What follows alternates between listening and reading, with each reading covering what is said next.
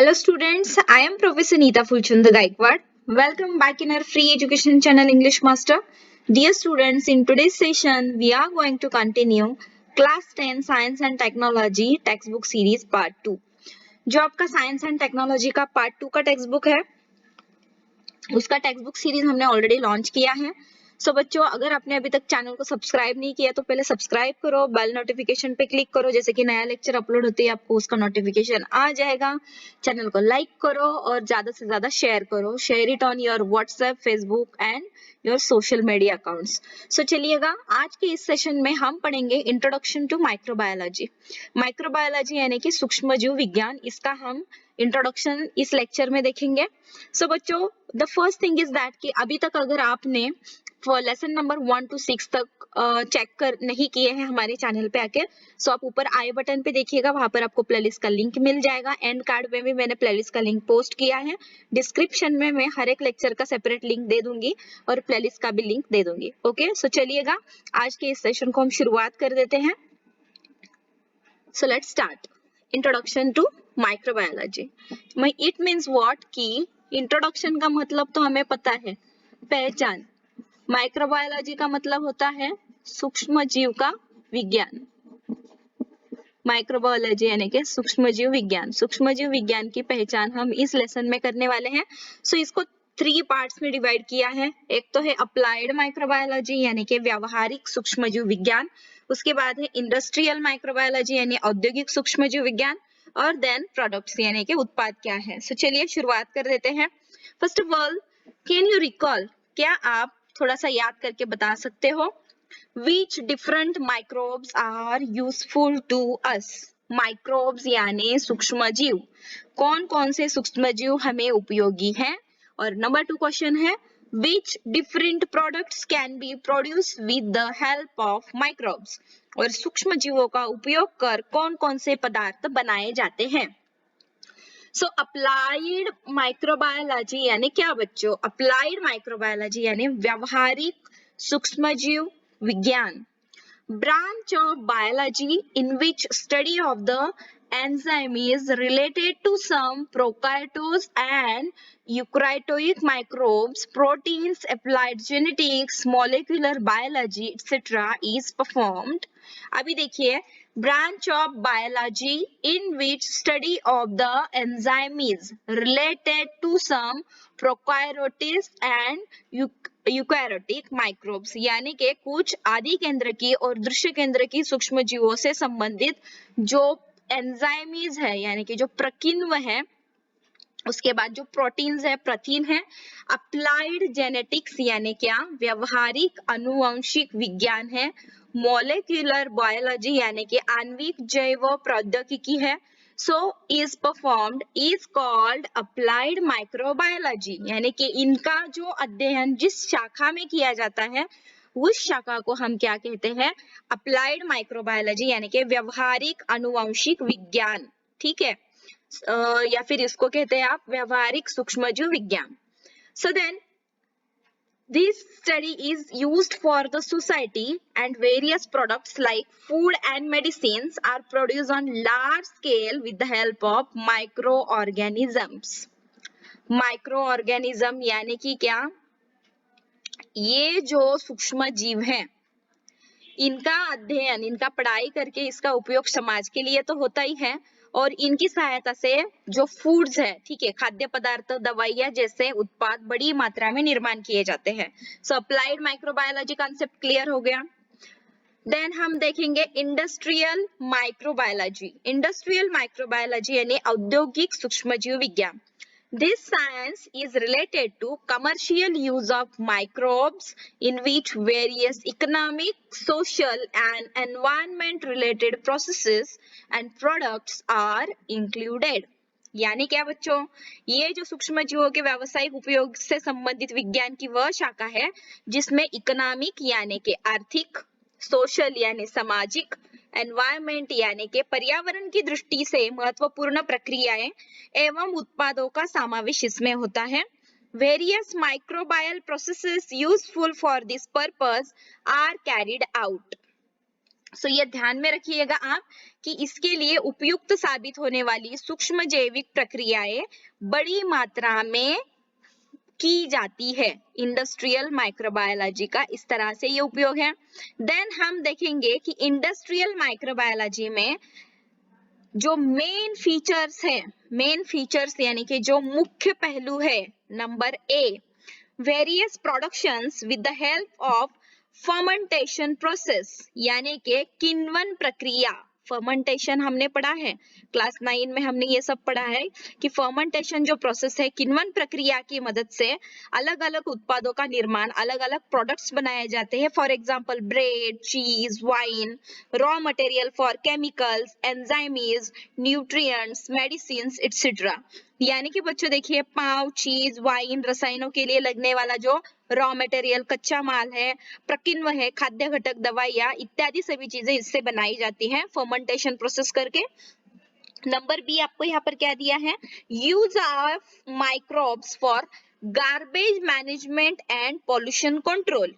कचरा व्यवस्थापन और प्रदूषण नियंत्रण के लिए इन सूक्ष्म जीवों का उपयोग इंडस्ट्रियल माइक्रोबायोलॉजी में किया जाता है, यानी कि ये इसके मेन फीचर्स हैं। सो देखिए, अगर आपको एग्जाम में क्वेश्चन आता है, सो चलिए ये तीनों भी मुद्दे बहुत ही इंपॉर्टेंट है। हम जो लेसन आपको पढ़ाते हैं, सो एग्जाम के दृष्टिकोण से जो महत्वपूर्ण है, जो इंपॉर्टेंट टॉपिक्स लगते हैं, वो भी हम आपको पढ़ाते हैं। सो देखिए, what is applied microbiology. So आप क्या लिखोगे, branch of biology in which study of the enzyme is related to some prokaryotes and eukaryotic microbes, proteins, applied genetics, molecular biology, etc. is performed, is called as applied microbiology. 2 marks यहाँ पर cover हो गए।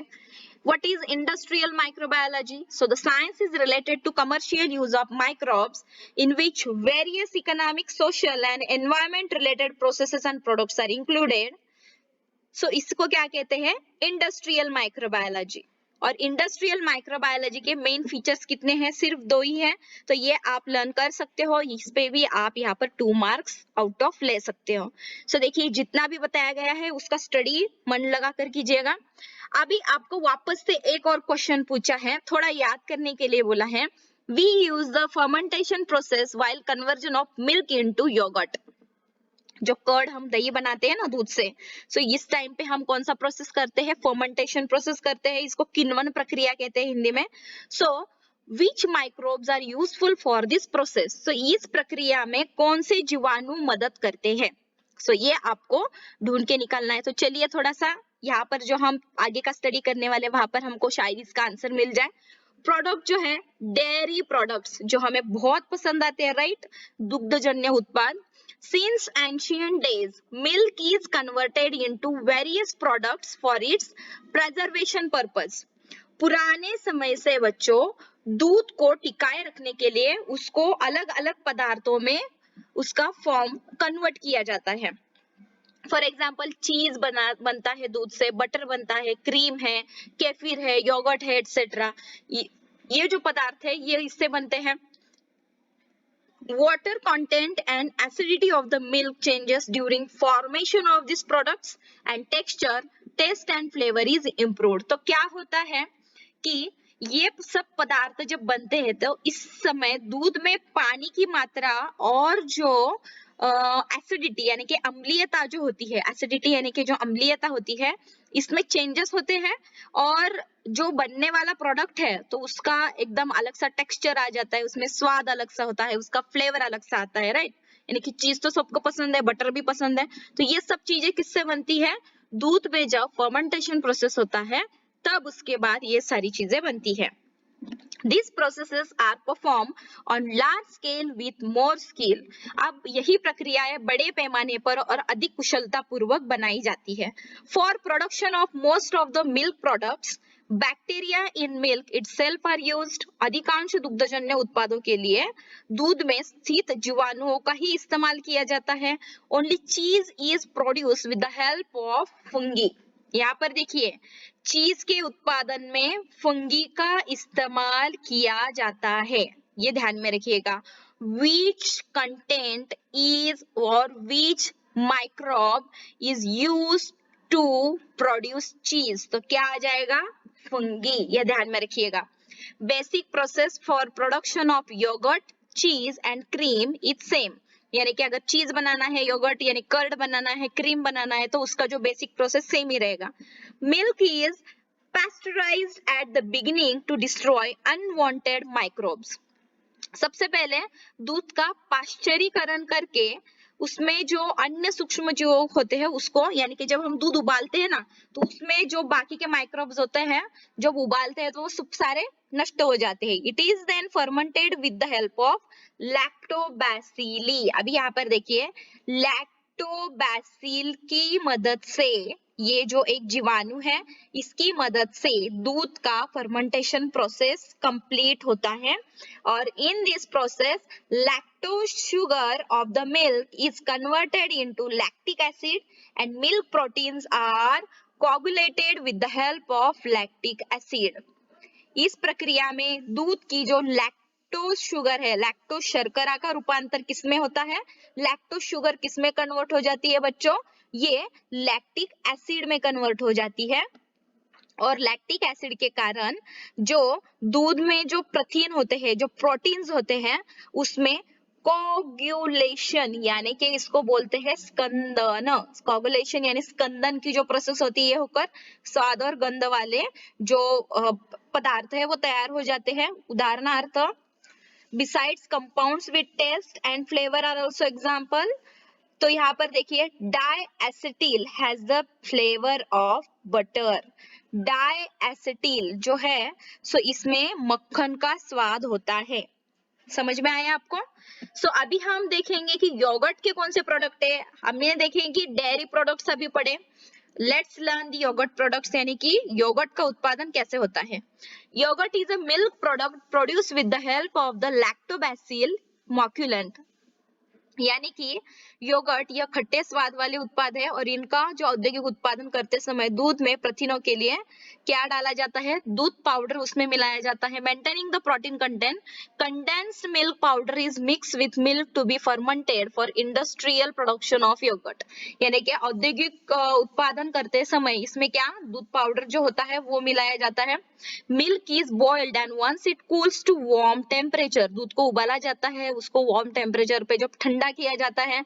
Bacterial strains of, यहाँ पर देखिए कि जो bacterial strain है किसका, ये जो वर्ड है इसको क्या प्रोनाउंस करेंगे, देखिए स्ट्रेप्टोकोकस, स्ट्रेप्टोकोकस थर्माफिलिस, स्ट्रेप्टोकोकस थर्माफिलिस तथा लैक्टोबैसिलियस, लैक्टोबैसिलियस डेलब्रुकी. देखिए हमने क्या प्रोनाउंस किया, स्ट्रेप्टोकोकस थर्माफिलिस और जो लैक्टोबैसिस डेलब्रुकी है, इन दोनों जीवाणुओं का उपयोग यहाँ पर किया जाता है. Are added to it in one on one proportion, यानी कि एक के लिए एक अनुपात वाले मिश्रण में ये मिलाया जाता है. Lactic acid is form due to, देखिए वापस से यहाँ पर क्या शब्द आ गया, दैट इज स्ट्रेप्टोकोकस. क्या बोलेंगे आप, streptococcus. Lactic acid is formed due to streptococcus that makes the proteins to gel out, that gives dense consistency to the yogurt. यानी कि streptococcus के कारण लैक्टिक एसिड जो है, स्ट्रेप्टोकोकस के कारण जो लैक्टिक एसिड है बच्चों, तो ये जो लैक्टिक एसिड है, तो इसमें क्या होता है, लैक्टिक अम्ल बनता है और जो प्रथिनों का जेल है वो प्रिपेयर हो जाता है, प्रोटीन्स टू जेल आउट वो बन जाता है और दही को गाढ़ापन आ जाता है. डेंस कंसिस्टेंसी यानी कि दही फिर हमारा गाढ़ा हो जाता है, योगर्ट यानी कर्ड यानी दही. अभी देखिएगा,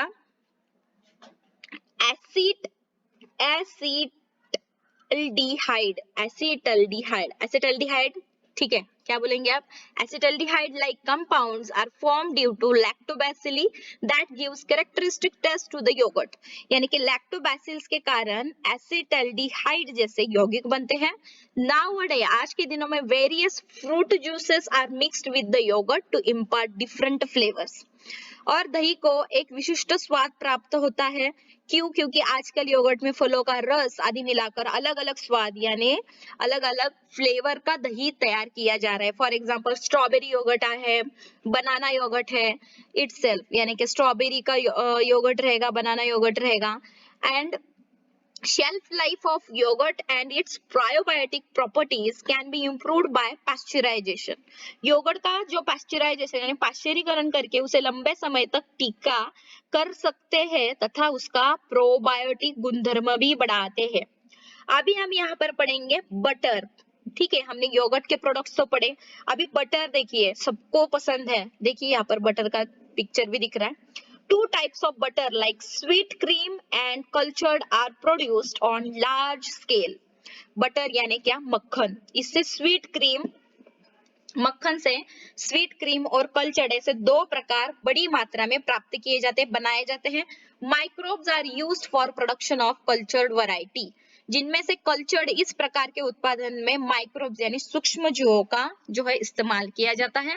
अभी यहाँ पर देखिए चीज का प्रोडक्शन, देखिए चीज, वेरी यम्मी यम्मी चीज, यानी कि यहाँ पर अभी हम चीज यानी कि पनीर का निर्माण कैसे होता है देखेंगे। चीज is produced on large scale from the abundantly available cow milk all over the world. पूरे दुनिया में बड़ी मात्रा में उपलब्ध जो गाय का दूध रहता है उसका इस्तेमाल करके चीज बनाया जाता है। First, chemical and microbiological test of milk are perform. तो इसमें पहले क्या होता है? दूध का रासायनिक और सूक्ष्म जैविक परीक्षण होता है। Some colors and microbes like Lactobacillus lactic, Lactobacillus cremaris and यहाँ पर देखिए कि एक एक करके बताती हूँ कि दूध में Lactobacillus lactis, ठीक है, Lactobacillus lactis, वापस से सुनिएगा, उसके बाद लैक्टोबैसियस क्रीमोरिस, उसके बाद यहाँ पर क्या है? स्ट्रेप्टोकोकस थर्मोफिलिस, जो हमने अभी पढ़ा, Streptococcus thermophilus are mixed with the milk. So इसको दूध में क्या किया जाता है? मिलाया जाता है। Are mixed with the milk, it impart sourness to the milk. So इससे क्या होता है? दूध में सोरनेस यानी खट्टापन आ जाता है। आफ्टर दिस, इसके बाद to impart the dense structure, उसके बाद दही में स्थित जो पानी रहता है, ठीक है, सो वे यानी कि वाटर इन योगर्ट, दही का जो पानी होता है नीड्स टू बी रिमूव्ड, उसको निकालना पड़ता है इसके लिए, और गाढ़ा होना आवश्यक होता है। सो एन एंजाइमी यानी कि जो यहाँ पर देखिए एन एंजाइमी यानी कि यहाँ पर rennet obtained from alimentary canal of cattle was being traditionally used earlier. इसके लिए जानवरों के जो अन्न नलिका से प्राप्त रेनेट प्रक्विन्व है, जो एंजाइमीज है, पहले से ही उपयोग में उनको लाया जाता है। पर हाउएवर आजकल क्या हो रहा है? एन एंजाइमी Protease obtained from fungi is used at present to produce vegetarian cheese. लेकिन आजकल क्या हो रहा है? कवकों से यानी कि जो प्रोटीज है, ये जो नाम के जो प्रकीर्णव है, इनका उपयोग कर शाकाहारी जो चीज है वो बनता है, वेजिटेरियन चीज बन रहा है। The way it's separated from yogurt. वे यानी क्या? यहाँ पर water in yogurt, दही और जो दही का पानी है इसको सेपरेट होने which has some other uses. So जिसके और कुछ भी उपयोग है। Then process of production of cheese is started through steps like cutting the solid yogurt into pieces. इसके बाद दही के टुकड़ों को जो काटना है, उसको धोना है, वॉशिंग है, रबिंग है, उसको रगड़ना है, सॉल्टिंग का काम होता है, ठीक है। उसके बाद मिक्सिंग ऑफ इसेंशियल माइक्रोब्स, उसमें बाकी के जो नमक मिलाना है, उसमें बाकी के सूक्ष्मजीव मिलाना है। देन पिगमेंट्स एंड फ्लेवर्स, और आवश्यक रंग स्वाद मिलकर जो क्या होता है, जो चीज है वो तैयार करने की प्रक्रिया शुरू की जाती है। Then cheese is pressed and cut it into pieces and stored for ripening. So यहाँ पर देखिए बाद में उसको प्रेस कर जो चीज के टुकड़े हैं वो किए जाते हैं और उन्हें परिपक्व बनाने के लिए स्टोर करा रखा जाता है। So let's think, थोड़ा सोचो बच्चों, which different types of cheese are used in the western to bake pizza, burger, sandwich, etc.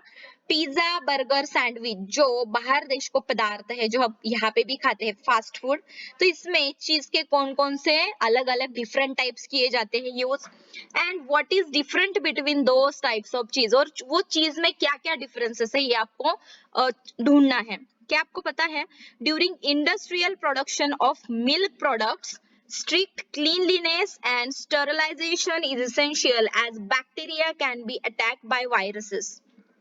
कि जो दुग्धजन्य पदार्थों के औद्योगिक उत्पादन में काफी स्वच्छता रखनी पड़ती है क्योंकि जो क्लीनलीनेस है और जो स्टरलाइजेशन है, स्टरलाइजेशन का मतलब होता है निर्जंतुकीकरण, ये भी करना पड़ता है क्योंकि जो उपयोग में आने वाले बैक्टीरिया है उनको विषाणुओं से, वायरसेस से खतरा रहता है. Hence, virus resistant varieties of bacteria are developed.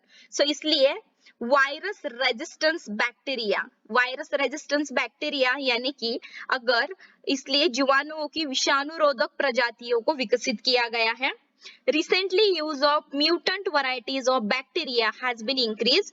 और यहाँ पर देखिए कि औद्योगिक सूक्ष्मजीव विज्ञान में आजकल सूक्ष्मजीवों के जो म्यूटेड स्ट्रेन्स ऑफ माइक्रोब्स है इनको उपयोग में लाया गया है. And some strains are developed that will help to avoid unnecessary steps और मटेरियल्स.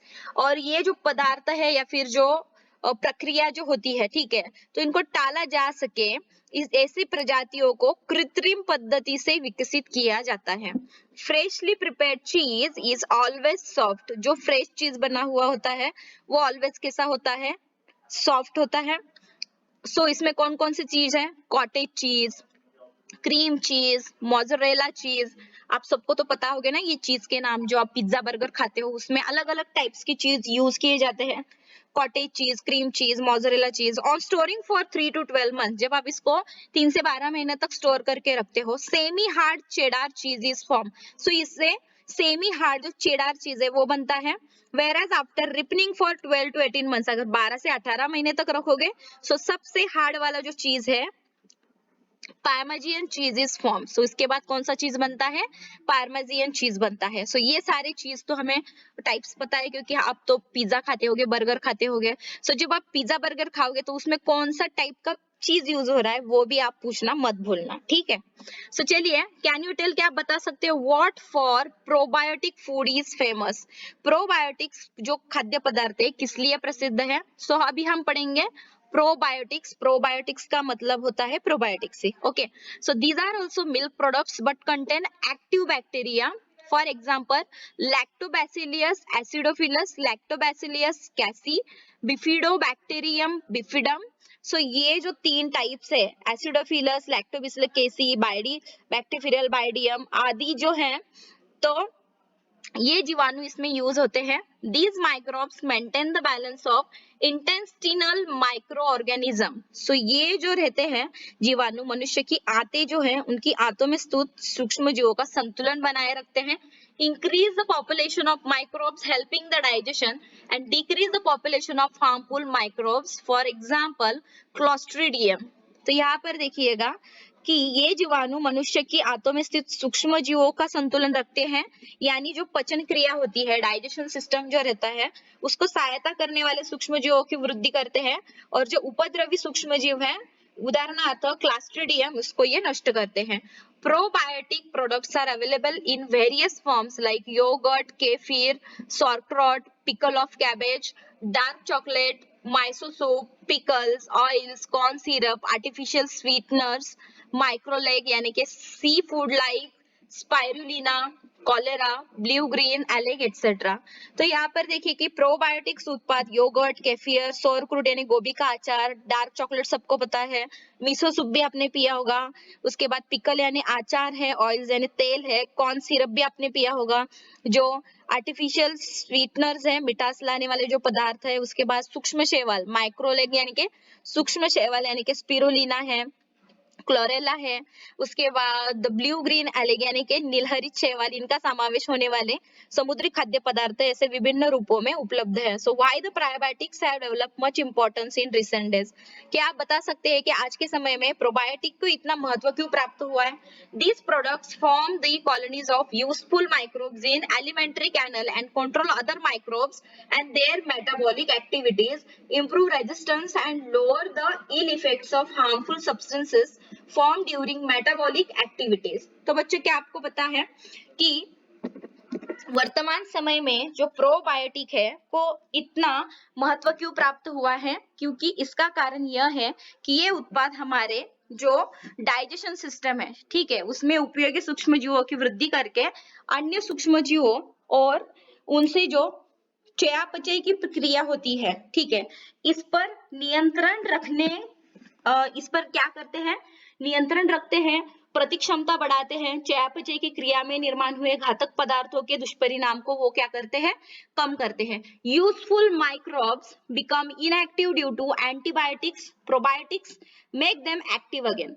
और प्रतिजैविकों के कारण जो हमारा डाइजेशन सिस्टम है, इसमें जो उपयोगी सूक्ष्मजीव भी जो अकार्यक्षम हो जाते हैं, तो उन्हें पुनः सक्रिय या क्रियाशील करने का काम कौन करता है, प्रोबायोटिक्स करते हैं।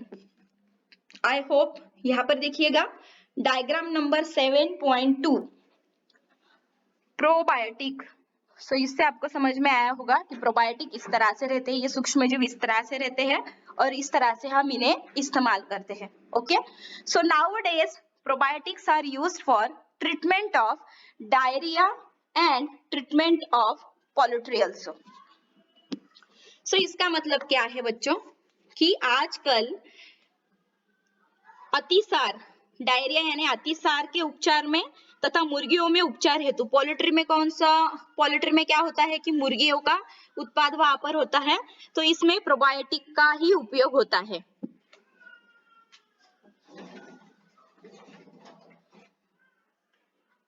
आई होप कि आपको ये समझ में आ गया है। सो चलिए आगे बढ़ते हैं। यूज योर ब्रेन पावर, थोड़ा सा दिमाग की बत्ती जलाओ। In the earlier class you had prepared the solution of dry yeast for observation of yeast, ठीक है। सो आपने जो खमीर है उसका निरीक्षण करने के लिए पिछली कक्षा में ड्राई यीस्ट से विलयन बनाया था। When substance, which substance is prepared by its use of commercial basis, व्यवसायिक तौर पर उसका उपयोग कर कौन सा पदार्थ बनाते हैं। सो चलिए अभी पढ़ते हैं कि ब्रेड, ब्रेड तो हम सबको पता है, ब्रेड यानी कि पाव। Different types of breads are produced from flour of cereals. अनाजों के आटे से पाव के विभिन्न प्रकार बनाए जाते हैं। Dough is formed by mixing of baker's yeast. आटे में बेकर ईस्ट कौन सा होता है, सैक्रोमाइसिस सेरेविसी, सैक्रोमाइसिस सेरेविसी ये ऐड करते हैं। ईस्ट में क्या ऐड होता है, बेकर ईस्ट में क्या होता है, सैक्रोमाइसिस सेरेसिवी। उसके बाद वाटर, पानी, सॉल्ट, नमक and other necessary material with flour. So आटे के साथ ये सारे मटेरियल एक साथ मिलाए जाते हैं। Due to fermentation of carbohydrates by yeast, तो यहाँ पर देखिएगा कि ईस्ट के कारण आटे में स्थित कार्बोज का किण्वन होता है। Sugar is converted into carbon dioxide, sugar carbon dioxide में कन्वर्ट हो जाती है एंड इथेनॉल में कन्वर्ट हो जाती है। The rises up to CO2 and bread become spongy, carbon dioxide के कारण आटा फूलता है और भूनने के बाद पाव जालीदार बनता है, स्पॉन्जी यानी जालीदार बन जाता है। Compressed east is used in commercial bakery industry, व्यावसायिक तौर पर बेकरी उद्योग में कॉम्प्रेस्ड ईस्ट का इस्तेमाल करते हैं। It is available in dry granular form for domestic use. So घरगुती इस्तेमाल के लिए सूखे दानेदार स्वरूप में ये ईस्ट अवेलेबल होता है। East produce for commercial use contains various useful contents like carbohydrate, fats, protein, various vitamins and minerals. तो यहाँ पर ध्यान में रखिएगा, व्यावसायिक उपयोग के लिए बनाए गए ईस्ट में क्या होता है, ऊर्जा, कार्बो, स्निग्ध, उसके बाद प्रोटीन यानी प्रथिन, वेरियस विटामिन्स, अलग अलग जीवन सत्व, देन मिनरल्स यानी खनिज, जैसे घटक जो होते हैं इसमें उपयोग में आते हैं। Due to this, bread and other product produced with the help of yeast become nutritive. और इसीलिए ईस्ट का उपयोग कर बनाए गए पाव और अन्य उत्पाद पौष्टिक होते हैं। Ingredients like vinegar, soya sauce and monosodium glutamate यानी के अजीनोमोटो सबको पता है, चाइनीज अगर आपने खाया होगा तो इसमें ज्यादा से ज्यादा क्या यूज होता है, अजीनोमोटो का साइंटिफिक नेम क्या है, मोनोसोडियम ग्लूटामेट। सो ये जो घटक है ये सूक्ष्म जैविक किण्वन से प्राप्त होते हैं, that are used in presently popular Chinese food are produced by microbial fermentation से इनको बनाया जाता है। ध्यान में रखिएगा, विनेगर, सोया सॉस, अजीनोमोटो, इनको बनाने के लिए क्या किसका इस्तेमाल किया जाता है, माइक्रोबायल फर्मेंटेशन प्रोसेस यूज किया जाता है। सो विनेगर का प्रोडक्शन, विनेगर तो सबको पता है, विनेगर किसमें यूज होता है, ये जो आप चटपटी चीजें खाते हो ना तो इसमें विनेगर यूज होता है। तो देखिए विनेगर का मतलब होता है सिरका। Vinegar is used in each country of the world to impart sour taste to food material and for preservation of pickle, sauce, ketchup, chutneys etcetera. तो पूरी दुनिया के अलग अलग प्रदेशों में जो खाने के पदार्थ है इसमें खट्टापन, सोरनेस यानी कि क्या, खट्टापन लाने के लिए उसी प्रकार का, या फिर अचार बनाना है, पिकल यानी अचार बनाने हैं, अलग अलग सॉस बनाने हैं, केचप बनाने हैं, चटनीज बनानी है, तो इन पदार्थों को टिकाऊ बनाने के लिए इसमें विनेगर का उपयोग किया जाता है। Chemically vinegar is 4% acetic acid, यानी कि इसका ये CH3COOH ये फॉर्मूला आ जाता है यहाँ पर, यानी कि रासायनिक दृष्टि से विनेगर 4% एसेटिक अम्ल है। Ethanol, an alcohol is obtained by fermentation of carbon compounds like fruit juices, maple syrup, sugar, molasses, starch of the roots with the help of yeast। तो यहाँ पर देखिए बच्चों कि जो फलों का रस है, ठीक है, फ्रूट जूसेस यानी कि जो फलों का रस है, जो मैपल सिरप है, इसके बाद शुगर मोलेसिस यानी शक्कर के कारखानों में जो गन्ने का छोटा होता है, उसके बाद स्टार्च ऑफ द रूट्स, जड़ों का स्टार्च होता है, ये जो कार्बन युक्त पदार्थ है इनका सैक्रोमाइसिस सेरेविसी, क्या, सैक्रोमाइसिस सेरेविसी ईस्ट की कवक की सहायता से किण्वन करके इथेनॉल प्राप्त किया जाता है। इथेनॉल जो है इसमें अल्कोहल रहता है, सो इस तरह से इथेनॉल बनाया जाता है। यहाँ पर देखिएगा एस्परजिलस ओराइजी, एस्परजिलस ओराइजी का ये डायग्राम है। Mixture of bacterial strains like, यहाँ पर देखिएगा कि जो मिक्सचर है, mixture of bacterial strains like Acetobacter जो है, उसके बाद जो ग्लूकोनोबैक्टर है, एसिटोबैक्टर रहेगा, और जो ग्लूकोनोबैक्टर रहेगा is mixed with ethanol for its microbial degradation. Ethanol में एसिटोबैक्टर प्रजाति और ग्लूकोनोबैक्टर इन जीवाणुओं का मिश्रण मिलाकर उसका सूक्ष्म जैविक विघटन किया जाता है। Acetic acid and other by products are obtain through it, और जिससे एसिटिक अम्ल और अन्य उप उत्पाद प्राप्त होते हैं। Acetic acid is separated from mixture by rarefaction, मिश्रण का विरल करके उससे एसिटिक अम्लों को अलग करते हैं। Acetic acid is bleached with the help of potassium ferrocyanide. So यहाँ पर देखिएगा उसके बाद उसको पोटेशियम फेरोसाइनाइड का उपयोग कर एसिटिक अम्ल का विरंजन किया जाता है, ब्लीच्ड यानी विरंजन किया जाता है। देन इट इज पाश्चराइज्ड, उसके बाद उस पर पाश्चरीकरण किया जाता है। Finally very small quantity of SO2 gas is mixed to produce vinegar, बाद में उसमें छोटी सी मात्रा में SO2 मिलाया जाता है और विनेगर फॉर्म किया जाता है। Soya sauce is produced by fermentation of the mixture of flour of wheat or rice and soybean with the help of the fungus Aspergillus oryzae। तो यहाँ पर ध्यान में रखिएगा कि गेहूं या धान का आटा जो है और जो सोयाबीन है इनका मिश्रण करके एस्परजिलस ओराइजी, ये जो एक किण्वन है, एक कवक है, इसकी हेल्प से सोया सॉस बनाते हैं। सो यहाँ पर देखिए प्रोडक्शन ऑफ बेवरेजेस, यानी कि जो पेय निर्मित, जो पीने वाले पदार्थ हम पीते हैं ना, तो यहाँ पर देखिए कैफिया अरेबिका, उसके बाद सेकेंड है थियोब्रोमा, कैको, ग्रेप्स यानी अंगूर, एप्पल यानी सेब। सो इन फ्रूट्स में कौन से माइक्रोब्स ऐड करने के बाद जो है हमारा ब्रेवरेज तैयार हो जाता है, नेम ऑफ द ब्रेवरेज। तो देखिए कि यहाँ पर कैफिया अरेबिका नामक जो फ्रूट है, तो इसमें क्या, लैक्टोबैसिलस ब्रूइस, ये जो माइक्रोब है ये ऐड किया जाता है। तो ये क्या करता है, सेपरेटिंग सीड्स फ्रॉम फ्रूट, ये फलों से बीज अलग करता है, और उसके बाद हमें क्या मिलता है, कॉफी, कॉफी ये हमारा बेवरेज मिल जाता है। देन थियोब्रामा कैको, थियोब्रामा कैको में क्या ऐड किया जाता है, Candida, Hansenula, Hansenula, Pichia and Saccharomyces. Candida, Hansenula, Pichia and Saccharomyces ये किस में ऐड किए जाते हैं? थियोब्रोमा कैको में ऐड किए जाते हैं। ये क्या काम करते हैं? सेपरेटिंग सीड्स फ्रॉम फ्रूट, फलों से बीज अलग करते हैं। और उसके बाद कौन सा हमें पेय मिलता है? कोको मिल जाता है। ग्रेप्स जो अंगूर होते हैं, अंगूर में क्या मिलाया जाता है? सैक्रोमाइसिस सेरेविसी मिलाया जाता है। तो ये क्या करता है? फर्मेंटेशन ऑफ जूस, रस को फर्मेंटेशन करता है और उसके बाद हमें वाइन तैयार हुई मिलती है। एप्पल में भी जब सैक्रोमाइसिस सेरेविसी ऐड होता है तो उस पे भी फर्मेंटेशन हो जाता है जूस का और हमको फिर एप्पल साइडर मिल जाता है। ओके, सो यहाँ पर देखिए ये सैक्रोमाइसिस जो सेरेविसी होती है ये कुछ तरह से इस तरह से दिखते हैं।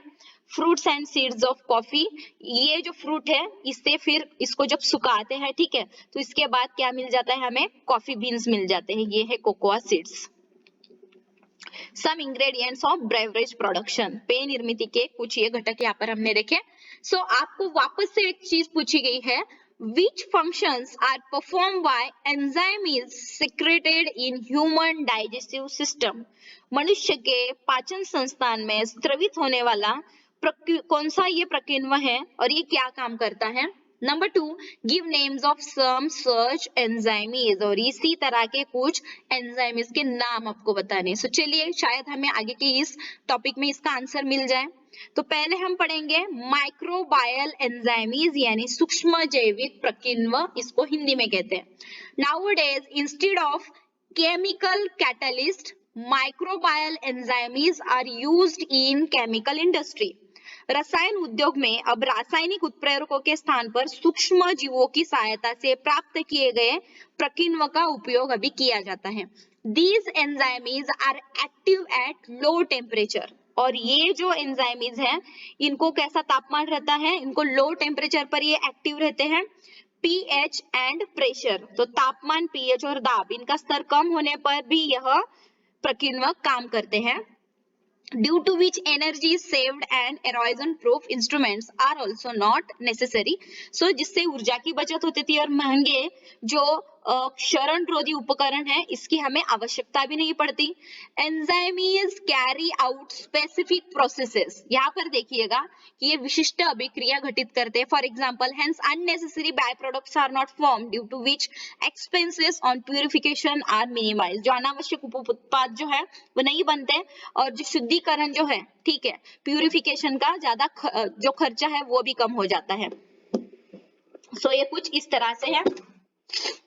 सो बच्चों in case of microbial enzymatic reactions यानी कि सूक्ष्म जैविक जो प्रकिण्व है, ठीक है, सो इसकी अभिक्रिया से जो यहाँ पर देखिए हम इस सेंटेंस को पूरा पढ़ते हैं फिर मैं आपको बताती हूँ। In case of microbial enzymatic reaction, elimination and decomposition of waste material is avoided and enzymes can be reused. यानी कि सूक्ष्म जैविक जो प्रकिण्व है इनकी अभिक्रिया से निरुपयोगी पदार्थों का उत्सर्जन तथा उसका विघटन टाला जाता है और उसी प्रकार प्रकिण्वों का जो है उनको वापस से रीयूज किया जाता है यानी कि पुनर्उपयोग भी उनका किया जाता है। Hence, such enzymes are eco-friendly, और ये ऐसे प्रकिण्व पर्यावरण स्नेही रहते हैं। Some examples of microbial enzymes are, देखिए, सो इसके हम क्या देखेंगे? कुछ एग्जाम्पल्स भी यहाँ पर देखेंगे। ऑक्सीडोरिडजेटिव, ओके, ऑक्सीडोरिडजेटिव ये पहला नाम आ गया यहाँ पर। उसके बाद है ट्रांसफरेजिस, प्रोनाउंसिएशन सुनिएगा। देन है हाइड्रोलेजिस, हाइड्रोलेजिस के बाद आ जाएगा लेजिस, देन उसके बाद आ जाएगा आइसोरमेजिस, देन लाइगेजिस। सो ये जो सारे हैं इसके एग्जाम्पल्स हैं सूक्ष्मजीव प्रकिण्व के। ये क्या है? सारे एग्जाम्पल्स यहाँ पर आपको देखने के लिए मिल गए। सो आगे का जो टॉपिक है, आगे का जो पॉइंट है, that is process of dirt और muck removal occurs at low temperature due to mixing of enzymes with detergents. अभी देखो बच्चों, हमने जो हमारे ब्रेवरेजेस है, उसके बाद जो डेयरी प्रोडक्ट्स है उनको देखे। अभी यहाँ पर जो डिटर्जेंट्स है, ठीक है, कपड़े धोने के लिए जो डिटर्जेंट बनाते हैं, सो उसमें कौन से एंजाइम्स होते हैं जिनको मिलाने पर मेल निकालने की प्रक्रिया कम तापमान पर भी हो जाती है। For example, glucose and fructose syrup can be obtained from corn flour by action of enzymes obtained from bacilli and streptomyces. तो यहाँ पर देखिए भुट्टे में जो स्टार्च पर बैसिलिस और स्ट्रेप्टोमाइसिस से जो एंजाइम्स की क्रिया हो जाती है, इस पर काम करने पर ग्लूकोज और फ्रुक्टोज सिरप यानी तैयार शरबत तैयार किया जाता है. So microbial enzymes are used in various industries like cheese, plant extracts, textile, leather and paper. So जो चीज है, वनस्पतियों का जो सार है, वस्त्रोद्योग है, चमड़ा, कागज, ऐसे जो भी इंडस्ट्रीज है वहां पर सूक्ष्म जैविक जो एंजाइम्स है, माइक्रोबायल जो एंजाइम्स है, इनका उपयोग किया जाता है. ध्यान में रखिएगा. Use your brain power. दिमाग की बत्ती जलाओ. Food materials like cold drinks, ice creams, cakes, juices are available in various colors and flavors. शीत पेय, आइसक्रीम, केक, शरबत, ये खाद्य पदार्थ विविध रंगों और स्वाद में मिलते हैं. Whether these colors and flavors are really derived from fruits, क्या ये सचमुच में ये रंग, स्वाद और गंध फलों से ही मिलते हैं? Read the ingredients and their proportion printed on bottles of cold drink and juices and wrappers of ice cream. तो आपको क्या करना है, जो भी आप कोल्ड ड्रिंक पीते हो, जो भी शरबत की बोतलें हैं, आइसक्रीम जो खाते हो, उसके ऊपर जो रैपर रखा रहता है ना, तो उस पर आपको ये सारी इंफॉर्मेशन मिल जाएगी. Find out the natural and artificial ingredient जो उसमें यूज किए जाते हैं. एंड व्हीट और rice flour is inoculated with Aspergillus. और यहाँ पर ये सारी चीजें आपको क्या करनी है, ढूंढ के निकालनी है. सो चलिएगा आगे हम ये जो टेबल है, ये टेबल लर्न करेंगे. This is about organic acids used in various commercial products and microbes useful for the same. Source क्या है, स्रोत क्या रहेगा, माइक्रोब यानी कौन से सूक्ष्म जीव है, उसके बाद अमीनो एसिड कौन सा है और उसका इस्तेमाल क्या है, ये सब चीजें हम देखेंगे. तो पहले क्या आ जाता है, sugar and beet molasses ammonia salt, यानी गन्ना या चुकंदर का घोल या फिर अमोनिया क्षार. उसमें कौन से सूक्ष्म जीव रहते हैं, ब्रेवी बैक्टीरियम और कोरिने बैक्टीरियम. कौन से माइक्रोब इसमें आ जाते हैं, बेरी बैक्टीरियम और कोरिने बैक्टीरियम आ जाता है.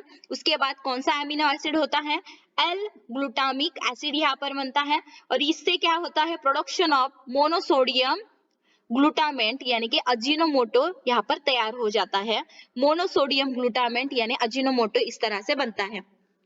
उसके बाद शुगर मोलासेस एंड सॉल्ट यानी कि गन्ने का घोल या फिर जो क्षार है, इसमें हम कौन सा जो माइक्रोब मिलाएंगे, that is Aspergillus Niger. Okay, Aspergillus Niger को मिलने के बाद साइट्रिक एसिड होता है फॉर्म, और उसके बाद क्या बनता है, अलग अलग drinks, toffees, chocolate and production यहाँ पर तैयार होते हुए आपको दिखते हैं. तो ग्लूकोज कॉन्स्टिप लिक्वर यानी ग्लूकोज कॉन्स्टिप जो लिकर है, इसमें एस्परगिलस नाइगर जब मिलता है तो कौन सा, ग्लूकोनिक एसिड बनता है. और ग्लूकोनिक एसिड का जब इससे प्रक्रिया हो जाता है तब production of minerals used as supplement for calcium and iron. Nitrogen का स्रोत जीवन सत्व का, सॉरी, कैल्शियम और लोह की कमी को पूरा करने वाला यहाँ पर जो है मिनरल्स तैयार हुए हमें मिलते हैं. मोलासेस कॉन्स्टिप लिक्वर यानी कि घोल और कॉन्स्टिप लिकर में जब लैक्टोबैसिलस डेल्ब्रुकी ऐड होता है, ये जब माइक्रोब ऐड होता है तब उसमें लैक्टिक एसिड बनता है, और लैक्टिक एसिड फॉर्म होने के बाद some of source of nitrogen production of vitamin यानी नाइट्रोजन का स्रोत जीवन सत्वन का उत्पादन होता है. Then molasses and corn steep liquor जो है, सो इसमें जब एस्परगिलस जो है इटाकोनियस है, एस्परगिलस इटाकोनियस जब ऐड होता है तो आइटाकोनिक एसिड बन जाता है, इटाकोनिक अम्ल आप इसको बोलेंगे.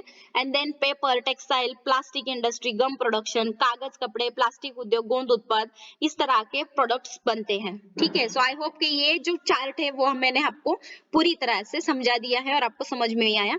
बच्चों अगर लेक्चर समझ में आ रहा है तो शेयर ज्यादा से ज्यादा कीजिएगा, लाइक कीजिएगा एंड सब्सक्राइब करना मत भूलिएगा. सो चलिएगा और कमेंट्स थ्रू मुझे बता दीजिएगा आपको लेक्चर कैसा लगा. I am trying my best to explain each and everything, कि आपके बुद्धि को समझ में आ जाए, इस तरह से मैं एक्सप्लेन करवा रही हूँ. यहाँ पर देखिए, this is the diagram of 7.6 Aspergillus Niger का ये इमेज यहाँ पर आपको दिया है. अभी हम पढ़ेंगे आगे का जो कंटेंट है. सो आपको कंटिन्यू पढ़ाना पड़ता है मुझे, क्योंकि एक ही लेक्चर में पढ़ाना है तो कंटिन्यू तो पढ़ाना ही पड़ेगा। तो इसमें बहुत मेहनत लगती है। तो आपको सिर्फ क्या करना है, अपने दोस्तों के साथ इसको शेयर करना है, जिस तरह से आपको समझ में आ रहा है उनको भी समझ में आ जाए, उनके भी डाउट्स क्लियर हो जाए। तो बच्चों यहाँ पर देखिए, व्हाट इज xanthan गम, ठीक है, इसका प्रोनाउंसिएशन क्या होगा, xanthan गम, xanthan गोंद इसको कहेंगे। What is the xanthan gum that imparts thickness to your favorite ice cream, puddings, chocolates, milk shakes, chocolate drinks, instant soups etcetera. आपकी पसंद की आइसक्रीम है, पुडिंग है, चॉकलेट्स है, मिल्क शेक है, ठीक है, या फिर चॉकलेट के जो आप अलग अलग पेय पीते हो, इंस्टेंट सूप है, इनमें गाढ़ापन लाने के लिए जो xanthan गोंद है वो क्या होता है, This gum is obtained by fermentation of starch and molasses with the help of Xanthomonas species. तो देखिए, स्टार्च और घोल की xanthomonas, ये जो प्रजाति है इसके द्वारा फर्मेंटेशन की प्रोसेस की जाती है। इसके बाद यह जो है xanthan गोंद बनता है। It is variously useful due to properties like solubility in hot and cold water, गर्म ठंडा ठंडे पानी में घुलना, उसके बाद हाई डेंसिटी यानी कि उच्च घनत्व, इस तरह की चीजें इससे मिलती है।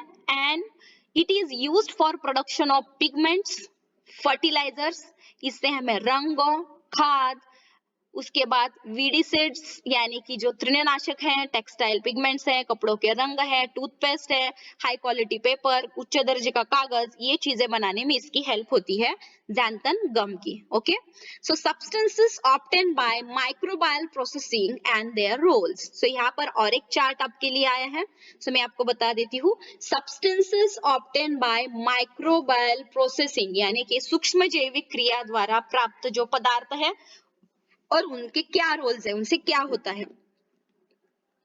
साइट्रिक अम्ल जो है, उसके बाद मैलिक एसिड है और लैक्टिक एसिड है। साइट्रिक अम्ल, मैलिक अम्ल और लैक्टिक अम्ल ये क्या काम करते हैं, टू इम्पार्ट एसिडिटी, तो ये अम्लीयता प्रदान करने का काम करते हैं। देन ग्लूटामिक एसिड है, लाइसिन है, ट्रिप्टोफैन है। ग्लूटामिक एसिड है, लाइसिन है, ट्रिप्टोफैन है, इनका काम है प्रोटीन बाइंडिंग, प्रोटीनों को गठन करना। उसके बाद है नाइसिन और नेटामाइसिन। नाइसिन और नेटामाइसिन का काम क्या है, माइक्रोबायल रेस्ट्रिक्टर यानी कि सूक्ष्म जीव प्रतिबंध करने का वो काम करते हैं। एस्कॉर्बिक एसिड यानी vitamin C, B12 and B2। Ascorbic अम्ल जो है, ठीक है, विटामिन सी, B12 और B2, इनका काम होता है एंटीऑक्सीडेंट्स एंड विटामिन, एंटीऑक्सीडेंट और जीवन सत्व का ये काम करते हैं। उसके बाद है बीटा कैरोटीन, बीटा कैरोटीन है, लाइकोपीन है, xanthines है और ल्यूटिन्स है, इनका काम होता है एडिबल कलर्स, खाद्य के रंग। उसके बाद है पॉलिसैकाराइड्स और ग्लाइकोलिपिड्स। पॉलिसैकाराइड्स और ग्लाइकोलिपिड्स का काम होता है एमल्सिफायर्स यानी कि विलयन को गाढ़ा करने वाला पदार्थ। उसके बाद है वैनिलीन, इथानिल ब्यूटीरेट यानी कि फ्रूट फ्लेवर, फलों के स्वाद होते हैं ये। Peppermint flavour, essence of various fruits and flowers, इसका काम होता है इसेंस यानी कि जो खाने योग्य सुगंधित द्रव्य होते हैं वो। उसके बाद है जाइलिटॉल और एस्पर्टेम। जाइलिटॉल और एस्पर्टेम का काम है आर्टिफिशियल स्वीटनर यानी लो कैलोरीज, मिठास देने वाले, जो डायबिटीज के पेशेंट है इनके लिए इससे मिठास देने वाले पदार्थ बनाए जाते हैं, ठीक है। सो कैन यू रिकॉल, क्या आप बता सकते हो what do you mean by antibiotic की प्रतिजैविक किसे कहते हैं। एंटीबायोटिक नाम सुना है, प्रतिजैविक बोलते हैं इसको। Which precaution should be take about their consumption, उनका सेवन करते समय कौन सी सावधानी बरतनी चाहिए। एंटीबायोटिक्स अभी हम यहाँ पर पढ़ेंगे। एंटीबायोटिक यानी प्रतिजैविक, many disease of human and other animals have been controlled due to antibiotic obtained from different types of bacteria and fungi।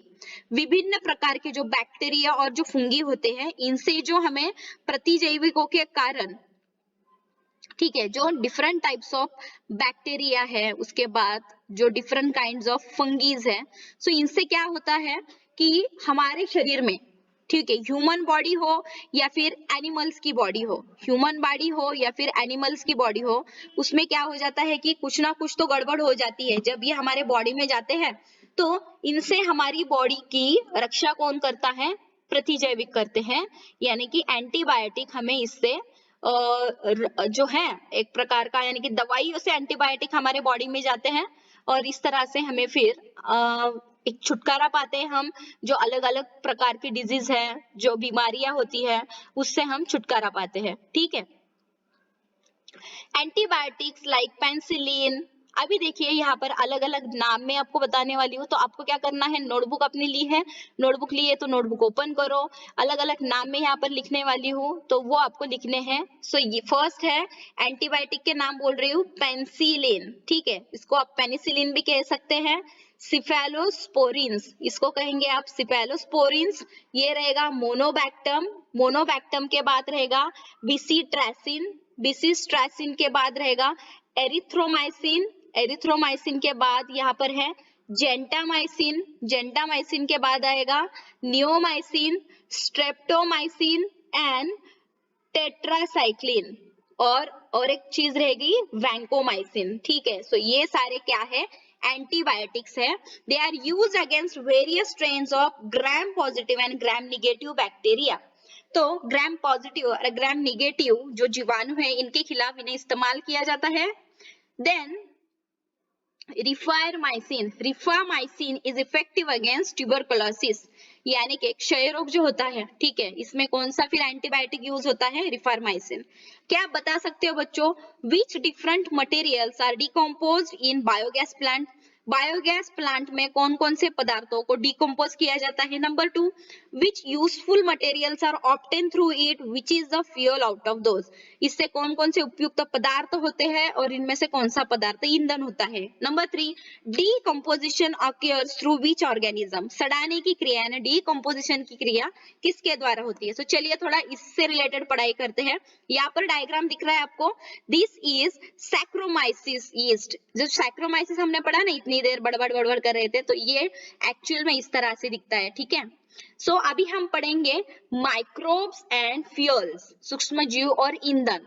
So first इसमें क्या बताया है, gaseous fuel methane can be obtain by microbial anaerobic decomposition of urban agricultural and industrial waste, बड़ी मात्रा में निर्माण होने वाला शहर और खेतों के औद्योगिक कचरे का सूक्ष्म जैविक अनाक्षी विघटन करके मीथेन गैस, यह ईंधन प्राप्त किया जाता है। Number 2, ethanol, ethanol and alcohol is a clean smokeless fuel obtained during fermentation of molasses by the yeast Saccharomyces, saccharomyces, ये जो ईस्ट है, ये जो किण्व है, जब गन्ने के छोटों का किण्वन करते हैं तब उनसे मिलने वाला इथेनॉल या अल्कोहल एक स्वच्छ और स्मोकलेस फ्यूल होता है। Number 3, hydrogen gas is considered to be the fuel of future, hydrogen gas को भविष्य का ईंधन कहा जाता है। ये 1 मार्क के लिए आपको आ सकता है, वन लाइनर क्वेश्चन, इंपॉर्टेंट है। What is considered to be the fuel of future, तो हाइड्रोजन गैस, ये उसका आंसर आ जाएगा। Hydrogen gas is released during biophotolysis of water in which bacteria perform for photoreduction, तो यहाँ पर देखिएगा बायोफोटोलाइसिस ऑफ वाटर यानी कि जैविक प्रकाश अपघटन, इस अभिक्रिया में जो फोटो रिडक्शन है यानी जीवाणु प्रकाशीय अपचयन है, ये करते हैं और हाइड्रोजन गैस इससे निर्माण होती है। Similar to fuels, various industrial chemicals are also produced through microbial processes, for example various alcohols, acetone, organic acids, fatty acids. So यहाँ पर देखिए ईंधन की जो विभिन्न प्रकार के औद्योगिक रसायन भी जो है सूक्ष्म जैविक प्रक्रियाओं द्वारा जो बनाए जाते हैं, फॉर एग्जांपल रसायन उद्योग में कच्चा माल बनाने के लिए इनका उपयोग होता है। अल्कोहल्स है, वेरियस अल्कोहल्स है, एसीटोन है, ऑर्गेनिक्स है, ऑर्गेनिक एसिड है यानी कार्बनिक अम्ल है, फैटी एसिड स्निग्ध पदार्थ है, पॉलीसैकेराइड जो है भिन्न भिन्न प्रकार के, that are useful as raw material in chemical industry में, ये रॉ मटेरियल के तौर पर यूज होते हैं। Some of these are useful as raw material for plastic and food products, plastic और फूड प्रोडक्ट्स बनाने के लिए भी इनका उपयोग किया जाता है। यहाँ पर देखिएगा आपको डायग्राम नंबर 7.8 दिया है, बायोफ्यूल प्रोडक्शन यानी कि जैव ईंधन का निर्माण किस तरह से होता है। यहाँ पर देखिए बच्चों कि हर एक चीज में आपको एक्सप्लेन करूंगी, यहाँ से पढ़ते पढ़ते हम यहाँ पर आ जाएंगे कि observe the figure number 7.7 discuss about biofuel. इनको 7.8 कहना था, इन्होंने यहाँ पर 7.7 कह दिया। बायोफ्यूल यानी जैव ईंधन कैसे बनता है। Biofuel is important among the renewable source of good energy. नवीकरण करने की योग्य ऊर्जा स्रोतों में बायोफ्यूल यानी कि जैव ईंधन बहुत ही इंपॉर्टेंट साधन है। These fuels are available in solid, coal, dung and crop residue यानी कि यह ईंधन ठोस पत्थर का जो कोयला है, उसके बाद जो गोबर है, फसलों के जो अवशेष है, इसमें मिलता है। देन लिक्विड जो रहता है वो वेजिटेबल ऑयल्स एंड अल्कोहल में होता है। देन गैसेस जो गोबर गैस और कोल गैस है इसके रूप में उपलब्ध है। These fuels are easily available and in plenty of quantity और ये भरपूर मात्रा में भी होता है। These are reliable fuels of the future और ये ईंधन रिलायबल मात्रा में होने के कारण भविष्य के लिए ये विश्वसनीय ईंधन है। ओके, सो यहाँ पर देखिएगा कि किस तरह से यहाँ पर इसको बनाया गया है। So this is the process. ये है liquid fuel production through fermentation. किण्वन की प्रक्रिया करने के बाद द्रव रूप जैव ईंधन का निर्माण यहाँ पर इस तरह से हो रहा है। उसके बाद ये है शर्करा यानी शुगर। तो देखिए बायोमास, बायोमास यानी जैव द्रव्यमान जो वनस्पतियों से मिलता है। सोलर एनर्जी प्लस CO2, सौर ऊर्जा प्लस CO2 आपको सूरज से मिल जाता है। हार्वेस्टिंग जब आप करते हो, ठीक है, बायोमास में जब conversion of cellulose to glucose, cellulose का शक्कर में रूपांतरण इंडस्ट्री में किया जाता है।